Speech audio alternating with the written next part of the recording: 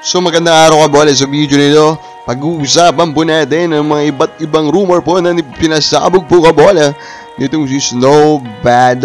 So talagang sunod-sunod yung mga pinapalabas na pong rumor. Kaunti-untiin po natin pag-usapan. Sa mga hindi pa nakasubscribe, pakipindot naman po yung subscription button. Pero before that, ito muna si Don Truliano. Yung may abang na ba Kabola? Sabi niya kasi, he never doubted winning the title nung siya po ay pumunta po sa San Miguel Beerman Kabola. Nung na-trade ako sa San Miguel, alam kong malaki ang chance na makapanalo ng championship dito Kabola. And of course, that is understandable kasi alam naman natin na ang San Miguel Beerman siya pong may pinakamalalim po na lineup Kabola palagi and almost a decade now dito po sa PBA Kabola.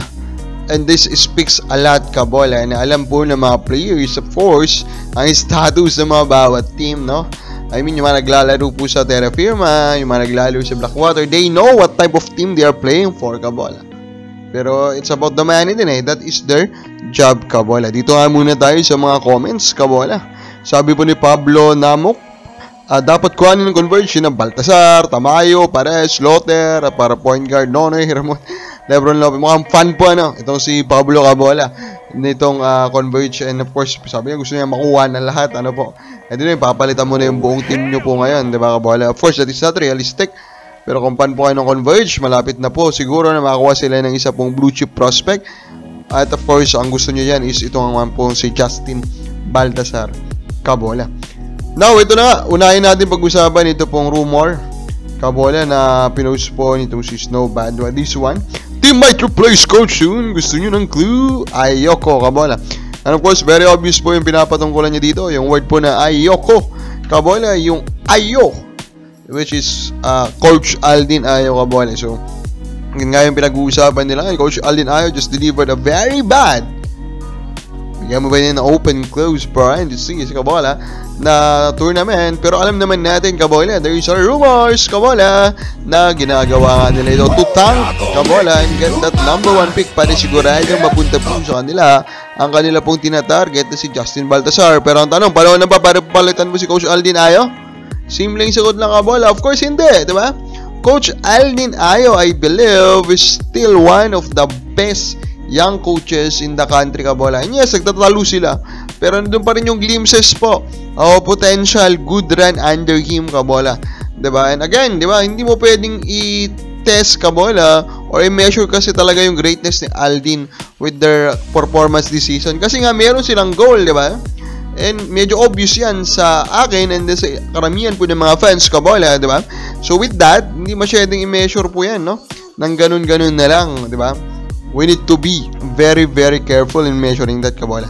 Now, the other rumor, sabi po dito, players feel bad at low or no playing time. He used to be a promising forward. He hopes to get playing time. Let the player play or let him plant the seed with another team. Siguro, very good pa kayo dun eh. So, of course, yung mga big letters po Kabola is pointing to Sydney Onubere ng Ginebra Kabola. And nakakagulat ba?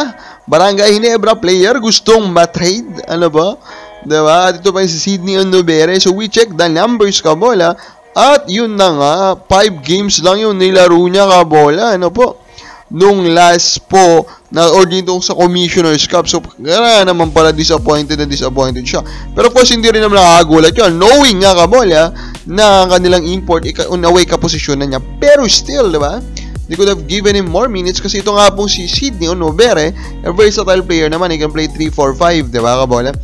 So, understandable po yung frustration niya Kabola. And talagang may mga players lang na ganyan Kabola. They want to play, to enjoy their career, diba? Hindi naman lahat Kabola gusto nila lang po umupo sa bangko, diba? And get those big amount of money, diba? Katulad po ng mga bangko po ng Ginebra, bangko po ng San Miguel Beerman. Iba sa mga bangko nila, gusto din talaga nila maglaro. And I think, yun na po yung gusto ng Sydney Onubere. And I hope, diba, they let him go, diba? Kabola, let him continue the breakout that he experienced or he did in Northport. Kabola, sa palagay mo, dapat mong pakawalan ng Ginebra. Ito mo si Onubere. Comment lang po sa baba.